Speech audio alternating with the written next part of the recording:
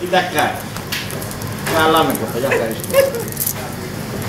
Να μου δώσεις 20 ευρώ να στον κάνω καζίκι.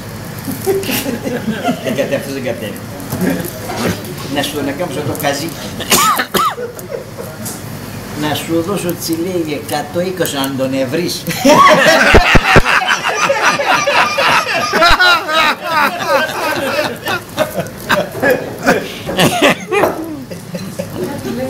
Πάει ένα σύντεχνος που λέει να δει το σύντεχνό του σε ένα χωριό. Καλώς το σύντεχνο, ξέρω εγώ. Έκασαν και πίνανε και ξέρω εγώ. Και βάλε και φέρε με τέτοια πράγματα και με η σύντεχνης ήταν πρώτο πράγμα. Πήγε να φύγει και μπήκε ο Δέος και έβρε και χάλα ο Θεός τον κόσμο.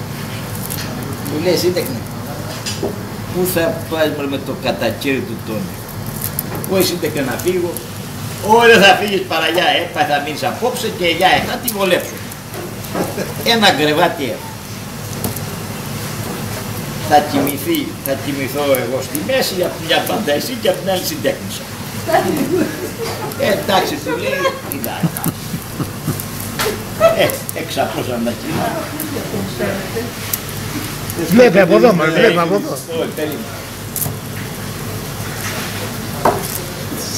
Αλλά ο σύντεχνος που ήταν ο άντρας ήταν στη μέση και τα πείτε ότι αυτός ήταν ωραίος άντρας ο άλλος και η γυναίκα του ωραία, να μου πάρει ο ύπνος, δεν γέρνω.